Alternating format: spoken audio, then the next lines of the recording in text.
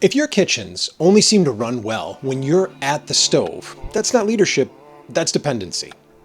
Executive chefs tend to get promoted because of their food, but the job you have now, it's not to be the best cook on the line, it's to build the best line with the best possible cooks, and a kitchen that performs with or without you. That to me is leadership beyond the food. The food is the result. The rest are variables that can change all of the outcomes. I'm going to walk you through 5 specific shifts beyond plates and into systems, beyond service into people, beyond today into strategy, beyond heroics into reliability, and beyond the stove into commander-in-chief. By the end of this video, I want to share a clear picture of the expectations of the executive chef and how to organize it so that all of those objectives can be met.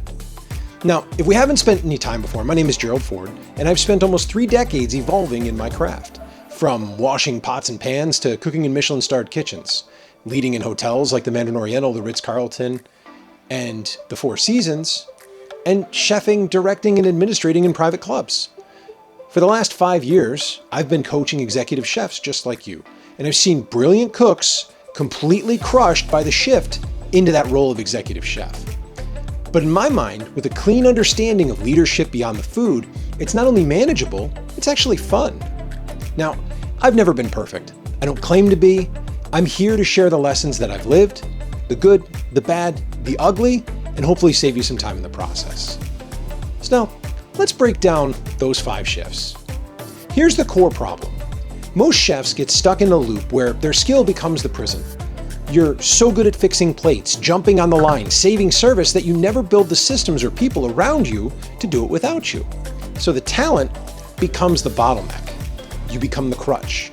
And then the second that you step away, the whole thing starts to collapse. Or worse, you never get to step away because you can't, or you don't feel like you can. Leadership beyond the food is about breaking that pattern of survival.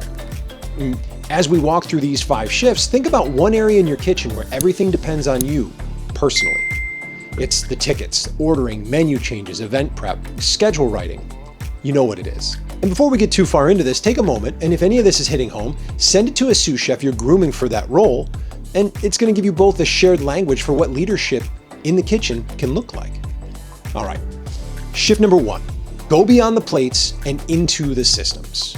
See, to me, great food is a non-negotiable. Perspective shifts when you see great food as the starting line, not the finish. Leadership beyond the food means you still care fiercely about flavor, technique, and standards. But then you understand, or develop the understanding, that you can manage the structure that makes those standards repeatable and those outcomes predictable.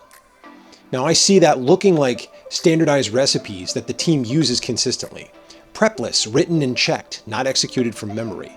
Station setups that are consistent, not reinvented daily with no documentation. Ordering habits and par levels that you review on a rhythm and replicate through process, and a weekly review of what slipped, what broke, and how to fix it through the system. Going beyond plates is not asking, is the dish right? Instead, you're going to answer the question, what systems guarantee each dish is right every time, and being able to identify the contributing factors in its success or in its failure. Now, shift number 2, beyond service and into people. Shifting into people requires that you focus on success. And now success in service requires vision, leadership, and communication. Helping the team understand the steps that lead to a successful service and focusing on the people who make it happen. That means hiring intentionally for fit instead of constantly out of desperation. Onboarding with a plan, not welcome, good luck, go figure it out. Training with structure, checklists, demos, follow-ups, not just one-time talks, but structure, which when you hang around, you'll hear me say a ton. And finally, giving clear feedback when standards slip instead of silently resenting it and hoping for it to change. When getting into your people, the question you're going to ask yourself shifts from why can't they do it like I do to how do I develop my team to do it like I need them to time and time again? Shift number 3, going beyond today and into strategy. See, most overwhelmed executive chefs are trapped in today's emergencies, today's unanswered emails, today's orders, events, staffing crises. Leadership beyond the food when developed, pulls you out of firefighting and into setting direction that's aligned with a strategy that you develop based on your principles. That looks like a clear culinary vision and being clear what you stand for, and maybe more importantly, what you don't. Having menus that match the team that you actually have, not the fantasy built for a dream team in your head to execute. Seasonal planning instead of last-minute scrambling. Watching numbers weekly, not waiting for a bad month to fix things. Using time for planning and review, just as you would for mise en place on a station for service. 14, 21, ideally 90 days, and what has to change in order for us to get there. Not only that, but what can I control to make sure that that ride is as smooth as possible? Shift number 4 is going beyond the heroics and into reliability. This one hurts me personally because if you're always the one closing the gap, fixing the plate, saving the night, you might be the problem. I say this from a place of humility because I had to learn that I was the problem. Leadership beyond the food moves you from damage control to structural architect. Instead of spinning 3 stations yourself because you don't trust anyone, you design those stations so clearly that any mildly trained cook can step in and win.